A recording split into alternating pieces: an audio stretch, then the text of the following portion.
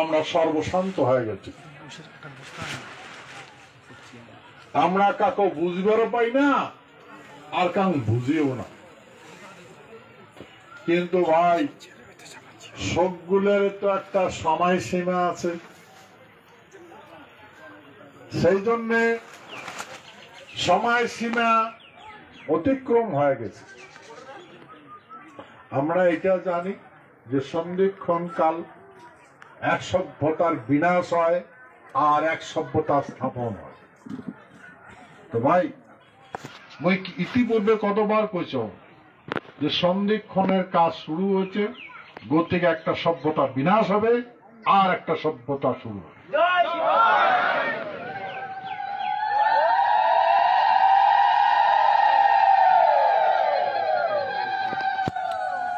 সেতো কামতা কাব্য তো বর্ণনা আছে, যুগ সন্ধিক্ষণও তো বর্ণনা আছে, এর বিস্তারিত যাই যাই পড়ছেন এগুলা জানেন।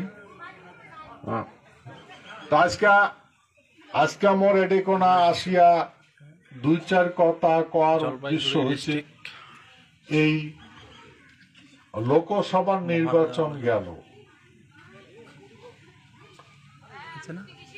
তা পরিণাম তো কিছু একটা হবে।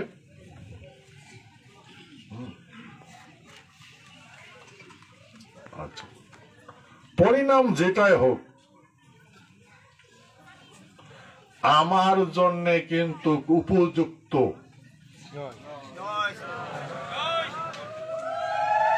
যেই পরিণামে আসুক, সেতু এই কথা আমি কবার যাবার লাগছ, তোমরা ধৈর্য ধরে শুনবেন।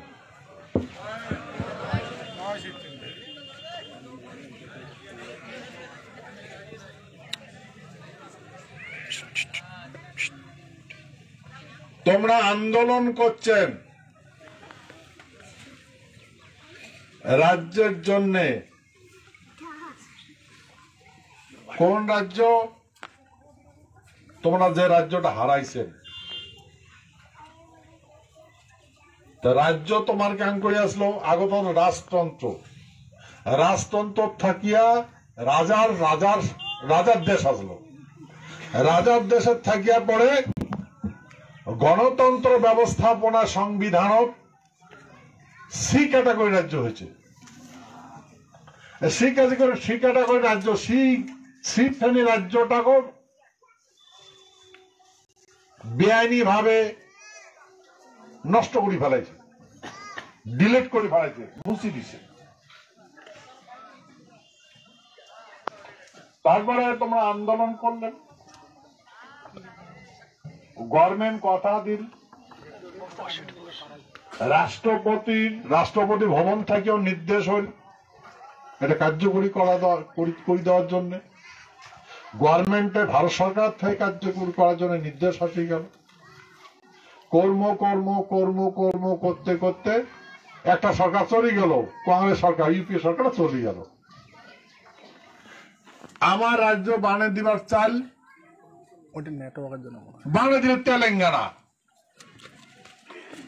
যখন মিটিং করছিল তখন আমার কইছে সুশীল কুমার সিন্ধে, কংগ্রেসের গৃহমন্ত্রী আসলো তখন, সচিব পর্যায়ে যেগুলো আলোচনা হয়েছিল, চিদম্বরম আসলো গৃহমন্ত্রী, কে পাঠক আসলো, এই পিরিয়ড যেগুলো আলোচনা হয়েছিল, আলোচনা করার পরে এমরা কইছে যে ভারত সরকার, এই ইউপিএ সরকার যদি রাজ্য ফরমেশন করে তা প্রথম কুচবিহার রাজ্যটাই বানিয়ে দিবে। যেগুলা ভুল হয়েছে আমরা কথা দিলাম তোমাকে রাজ্য বানিয়ে দেব, অপেক্ষা করি আছে। আমার কোলে ডোন্ট ওয়ারি, মানে চিন্তা করেন না, হো যায়গা, হো রাহা হায়, বুঝলেন? এমন করি কয়া আমাকে বটে তুলে তেলেঙ্গানা বানিয়ে দিই। আবার নাই,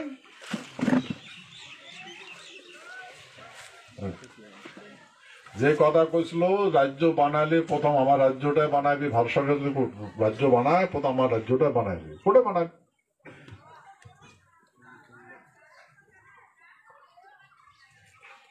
কংগ্রেস দিলে ধোকা। আমার মানুষ বুমুখ হয়ে গেল, আমার মানুষের মুখের বাণী সব দলেরই, যেটা মুখ দিয়ে বাই করে এটা কোনো কলিজার চা লাগে না।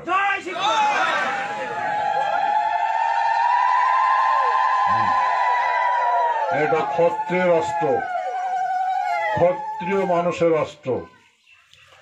তখন ওইটা করে কোয়া হয়েছিল যে আর তুই শাসন দাসের পাবো না, তুই বিপক্ষ বসারও যোগ্য রাগ করে পাবো না। একেবারে মুচি গেল। এই সরকার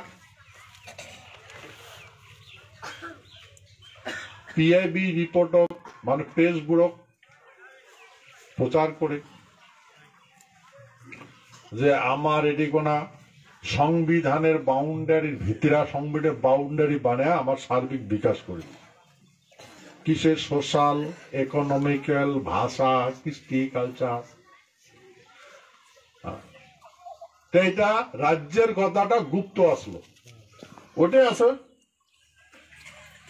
হ্যাঁ, আর আমার কলে রাজ্যের কথাটা উল্লেখ করল না। আর যেহেতু আমরা রাজ্য বানিয়ে দেব 2015 সন, তখন গৃহমন্ত্রী আসলো রাজনাথ সিং। রাজনাথ সিং জিসিপি কলে যে আমার হাতত পাওয়ার দাও, আমরা বানিয়ে দেবো, আমার হাতে পাওয়ার নাই। তখন আমার মাসে কিন্তু ভোট দেয় নাই, পশ্চিমবঙ্গের বিধানসভা ভোট দেয় নাই। ওই যে রাষ্ট্রপতিটাও নাই, রাজ্যসভা সংখ্যালঘু, কথা মানার পরে মানুষগুলা ভোট দিই, ঠিক আছে আমরা ভোট দিব। আর তার আগত একটা কথা মনে রাখা লাগবে, এটা অতীত ঘটে গেছে। রাষ্ট্রপতি যখন অর্ডার করিল গভর্নমেন্ট অফ ওয়েস্ট বেঙ্গল, তখন সিপিএম এর সরকার আসলো যে রাজ্যটা তোমাকে চলিবার দেওয়া হয়েছে, রাজ্যটা যার রাজ্য তাই চাই ঘুরি দেওয়া নাকি, তোর আপত্তি আছে নাকি? যদি আপত্তি যদি আছে সেই কথা ক, যদি নাই তো সেও কথা ক। কোটে কবু গৃহ মন্ত্রণালয় ক, নর্থ ব্লক ক। রাষ্ট্রপতি ভবন থেকে নির্দেশ গেল, তখন রাষ্ট্রপতি ছিল এপিজে আব্দুল কালাম। তখন পশ্চিমবঙ্গ সরকার পক্ষ থেকে এসপাল লিখে দিল যে আমার করার কিছু নেই, আমার কোনো আপত্তি নাই, গভর্নমেন্ট নেসেসারি অ্যাকশন নিবার পায়। বুঝলেন, মানে গভর্নমেন্ট যা করে করবে, ভারত সরকার যা করে করবে। এই মতো অবস্থা যখন সরকার যখন বানবার যায়, তখন কি কয়, এই কংগ্রেস আর লেফট ফ্রন্ট দ্বারা শাসন হয়েছিল। কংগ্রেস আর সিপিএম লেফট ফ্রন্ট সমর্থিত কংগ্রেস সরকার চলছিল। তখন প্রস্তাব আসিল যে আমরা যদি তোমার রাজ্য বানিয়ে দিবার যাই তো সরকারটা ভাঙি যায়, কোন সমর্থন তুলি নাই। বুঝলেন, এই জন্য ভাই রাজ্যটা হইল না, কংগ্রেসে বানিয়ে দিবার পারল না। ভাই আমরা বানিয়ে দিবার গেলে সরকারটাই ভাঙি যায়, তো কে করে বানিয়ে দেয়? যার কারণে রাষ্ট্রপতি নিজে দায়িত্বটা নিয়েছিল।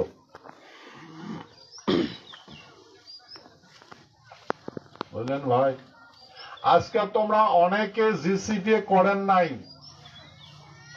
তোমরা যুক্ত নাই, কিন্তু বহুত কিছু জানেন, এত অগাধ জ্ঞান আছে তোমার কল্পনার বাইরে। কিন্তু ভাই শোক জ্ঞানে শোক জায়গাতে নাগে না, কথা আমার বুঝি পাবেন তো? শোক জ্ঞান শোক জায়গাতে নাগে না। তো বিষয় যেটা হয় সেই বিষয় জ্ঞানটা অর্জন করার দরকার। বিষয়টা কি? ল্যান্ড মানে মাটি এখানে দরকার। মাটি নিয়ে এখানে যুদ্ধ করবেন লাগছে এই টাকার মানুষ। তো চলো তাহলে এখন শাস্ত্র যাই। বাকিগুলো কথা পরে করবি, ঠিক আছে?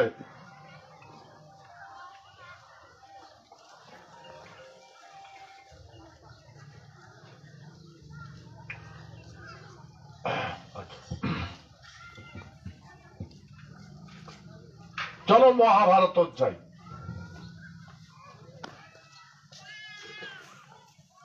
মহাভারত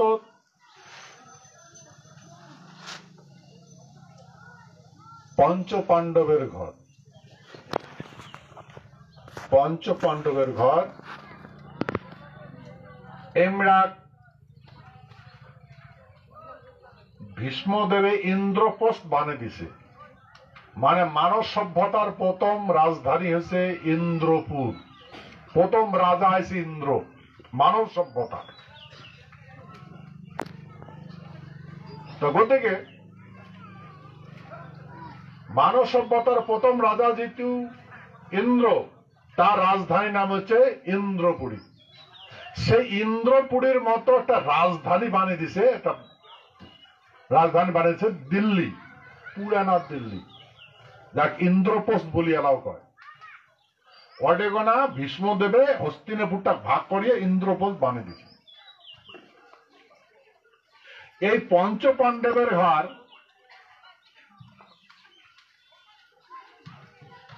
রাজ্য হয়ে গেল, রাজাও হয়ে গেল, রাজতিলক করিল, রাজা হয়ে গেল। সেই পঞ্চ পাণ্ডব পাঁচ ভাই, বড় ভাই হল রাজা। রাজ্য পাওয়ার পরে কি করল? জুয়াত মাতি গেল, জুয়াত মাছি ডাকাল,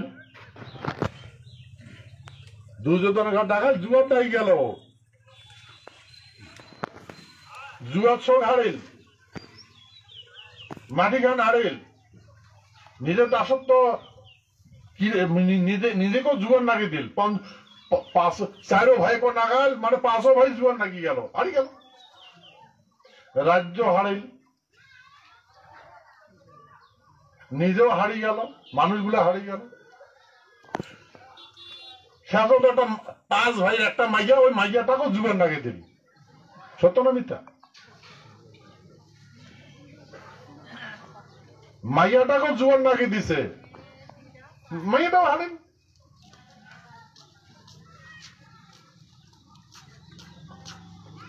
যেহেতু দাসে পরিণত হয়ে গেল, তো দাসের যেটা চরিত্র করার করছে, এমন করি পঞ্চ পাণ্ডবের ঘর ইন্দ্রপ্রস্থ পাওয়া সত্ত্বেও রাজ্য হারাইছে। এ ভাই, আমার মহারাজা জগদীবেন্দ্রনাথ বুবাদের মাঠ এখানে আমাকে দিয়ে গেছে, আমার হারাইলাম কেন করিয়া? কেন করে হারাইলাম?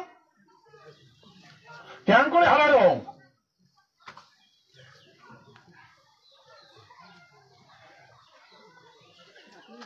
কোন কেন করে হারাইলাম?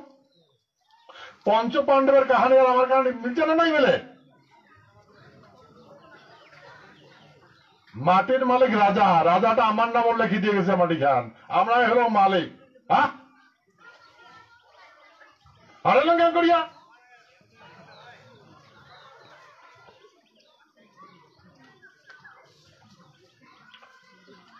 ভাই মই যখন এদিকে না ঘুরছিল না জলপাইগুড়ি, দার্জিলিং, বিশেষ করে জলপাইগুড়ি আর দার্জিলিং,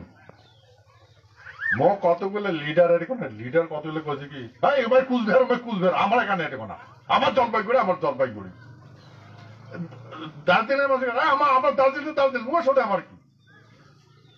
এমন নেতাগুলোর চরিত্র,